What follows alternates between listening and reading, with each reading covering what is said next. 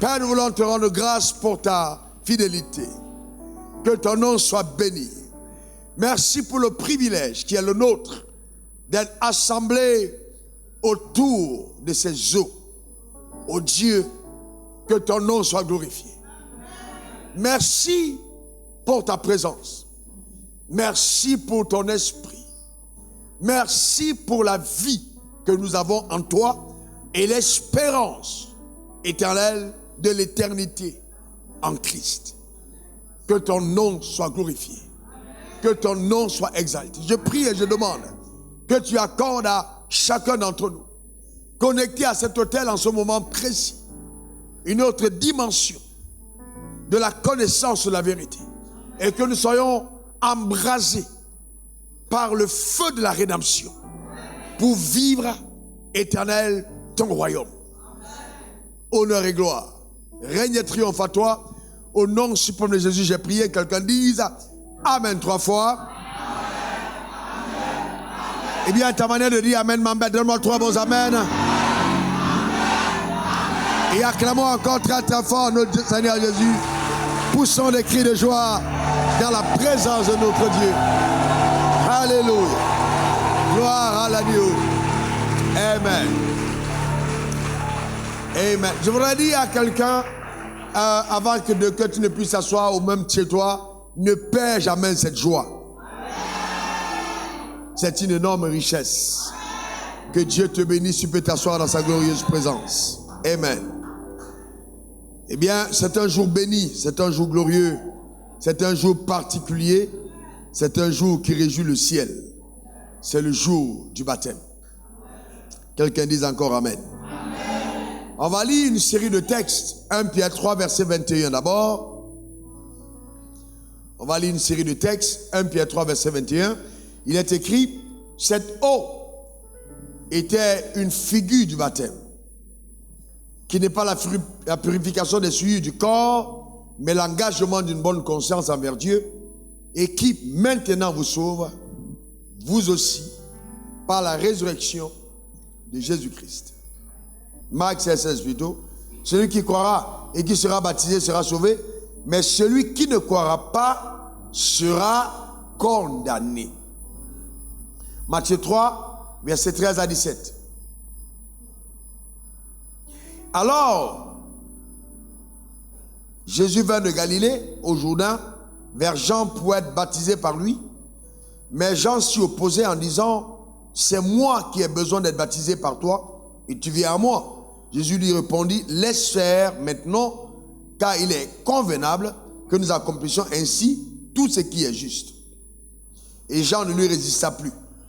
Et dès que Jésus eut été baptisé, il sortit de l'eau, et voici les cieux s'ouvrirent, et il vit l'Esprit de Dieu descendre comme une colombe et venir sur lui. Et voici une voix fit entendre des cieux ces paroles, celui-ci est mon fils bien-aimé, en qui j'ai mis toute mon affection, Colossiens 2, verset 12. Ayant été ensevelis avec lui par le baptême, vous êtes aussi ressuscités en lui et avec lui par la foi en la puissance de Dieu qu'il a ressuscité des morts.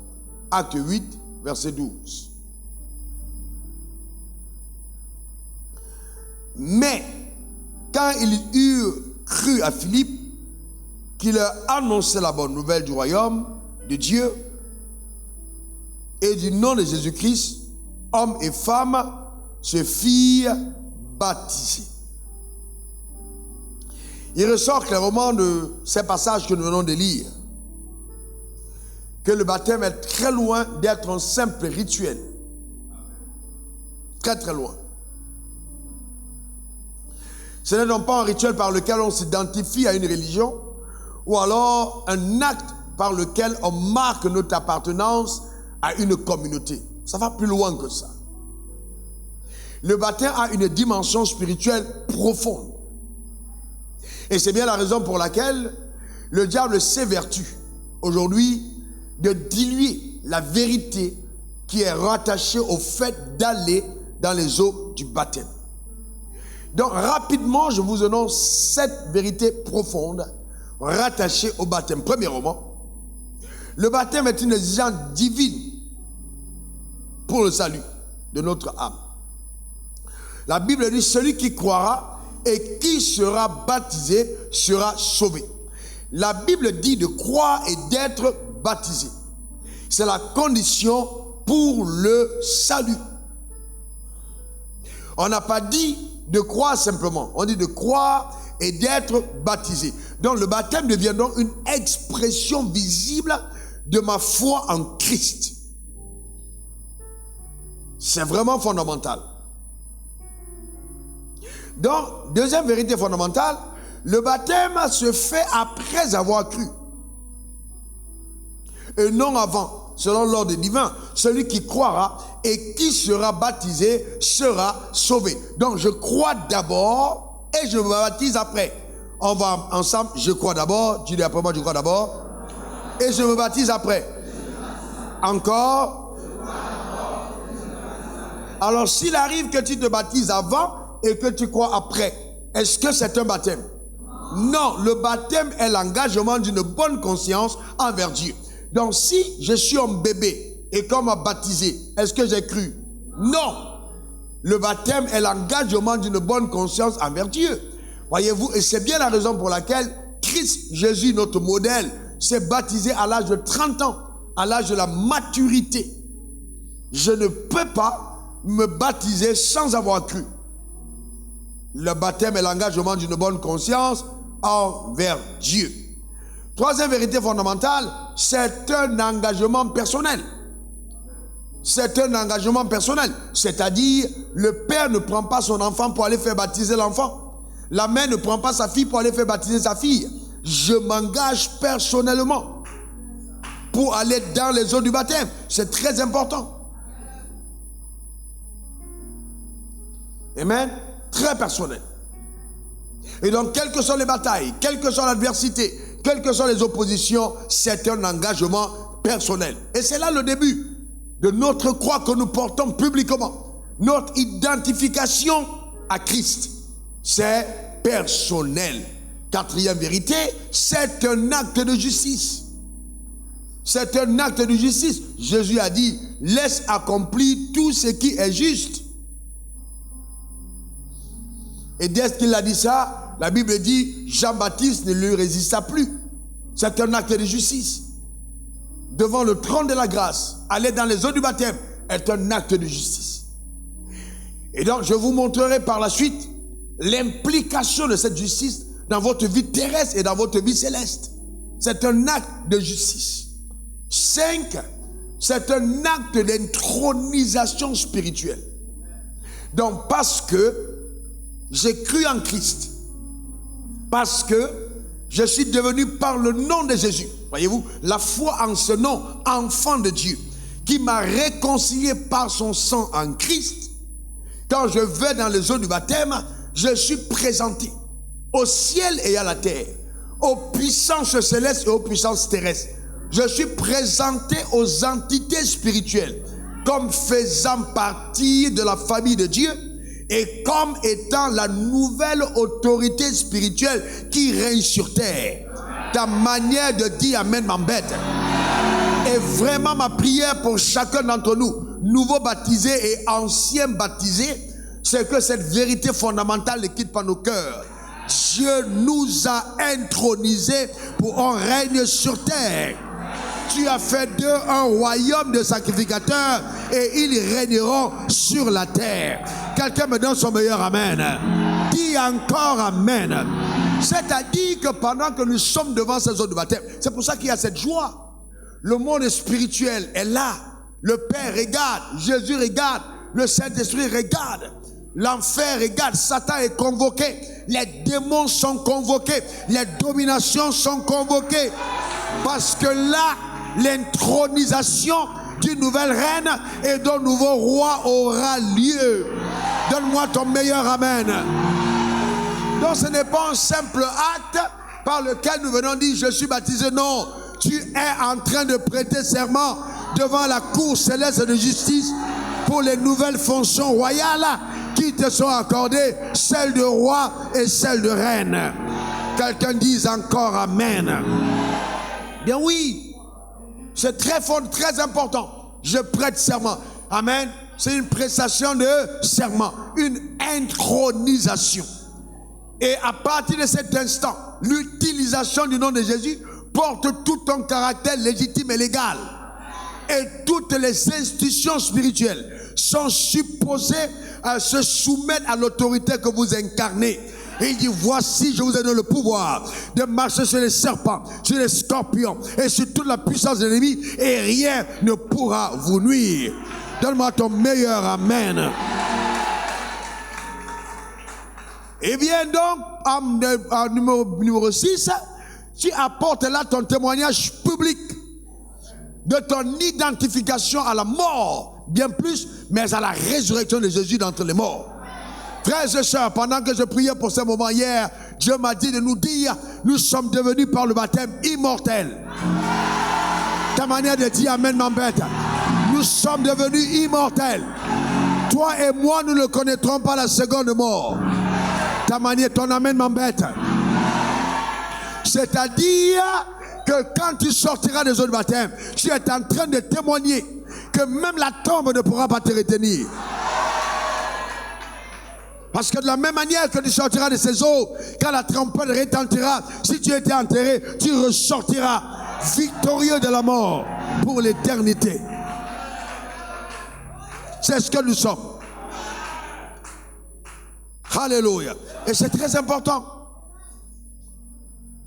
Septième vérité fondamentale, c'est un acte par lequel tout croyant s'identifie à la personne de Jésus-Christ.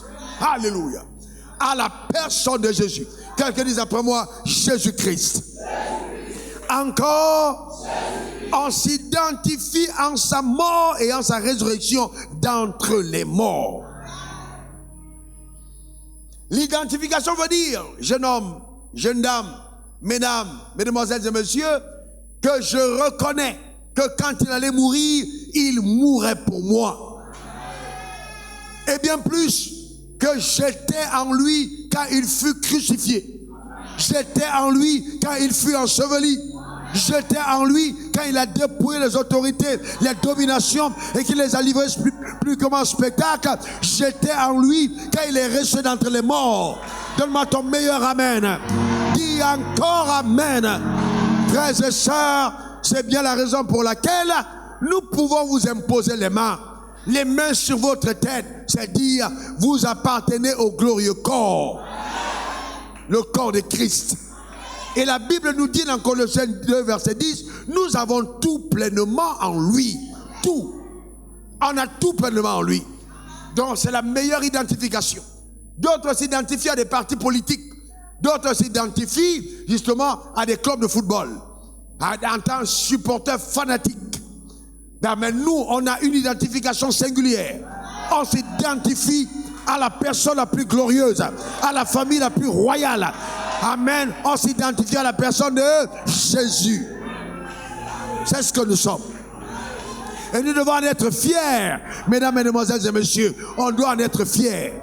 Ce matin, dans mon temps de méditation personnelle, je me disais, et je le dirai plus tard dans un autre message, nous devons être fiers de s'identifier à Christ. C'est une fierté. Aujourd'hui, les gens ont honte de dire, je suis le Christ, je suis le Jésus, je suis un croyant, je suis de Dieu. Et je veux dire aux coachs, je veux dire aux gens qui sont sur Internet, je veux dire à toutes les personnes footballeurs, aux politiciens, vous ne devez pas avoir honte de vous identifier à Jésus. C'est la meilleure identification dans ce siècle. Les gens font les guépards, ils se baladent dans la rue pour dire je suis pédé. D'autres vont avec les maillots de supporters pour dire je supporte le Barça, je supporte le Real, je supporte la SEC. D'accord? D'autres portent la tenue pour dire je suis militaire dans l'armée d'une nation. Mais nous devons aller plus loin que ça. Nous devons être fiers pour nous d'appartenir au corps le plus glorieux, d'appartenir à Jésus-Christ. Quelqu'un donne le meilleur Amen. Je n'ai donc point honte de l'évangile de Christ, car il est une puissance de Dieu pour moi qui crois. Quelqu'un dise Amen. Et je vais vous dire, c'est la meilleure assurance. Votre argent dans le compte bancaire, vos succès sur la terre, vos diplômes ne valent rien à comparer à ce glorieux corps. Car la terre passera, ta voiture passera, tes diplômes passeront et toutes choses passeront. Seul Jésus ne passera pas et nous devons être fiers de Jésus-Christ. Que quelqu'un lève sa main et dise, je n'ai pas honte de l'évangile. Déclare-le encore une troisième fois. Alléluia. Amen. Cet esprit d'intimidation dans cette génération ne nous arrêtera pas. Et c'est pourquoi nous avons voulu que ce soit en direct. Que les gens se rendent compte que nous sommes fiers. Fiers d'être ensevelis tout en étant vivants. Fiers d'abandonner notre ancienne vie dans les eaux du baptême et de sortir en nouveauté de vie. Fiers d'avoir dit non à Satan, non à la sorcellerie, non à la franc-maçonnerie, non à toutes les choses pour accepter Jésus. Nous sommes fiers. Nous n'avons pas honte de l'évangile. Quelqu'un dise encore Amen. Quelqu'un dise Amen. C'est ça notre fierté. Alléluia. Nous avons tout pleinement en lui. Il est notre richesse, il est notre joie, il est notre paix, il est notre succès, il est notre avenir, il est notre sécurité, il est notre protection, il est notre force, il est notre don, il est notre grâce, il est notre paix, il est notre victoire, il est notre tout. Alléluia! Alléluia! Amen! Alléluia! Et on y vient avec le cœur, avec notre cœur dans les eaux. Et je vous le dis, c'est immuable, incontestable. Aucune puissance des ténèbres ne pourra vous poursuivre après ces eaux. Ce qui a opprimé, oppressé, avili, rabaissé, souillé la dignité de Dieu rattachée à votre création, par les malédictions ancestrales, resteront dans les eaux. Si quelqu'un est en Christ, il est une nouvelle créature. Les choses anciennes sont passées. Voici toutes choses sont devenues nouvelles. Et tout cela vient de Dieu qui nous a réconciliés avec lui par Christ et nous a donné le mandat de la réconciliation. Acclamons Jésus. Acclamons-le. Acclamons-le. Poussons des cris de joie. Gloire à l'agneau. Alléluia. Amen. Alléluia. Gloire à Jésus. Que Dieu bénisse ta vie. Rakata Brendo Sakata. Élevons nos mains vers le son de la grâce. Rababo Sakata. Berebo Sakata. Rababo Sakata. Oh, yes, Lord. Ah, gloire à Jésus. Je le proclamerai sur la terre des hommes. Je parle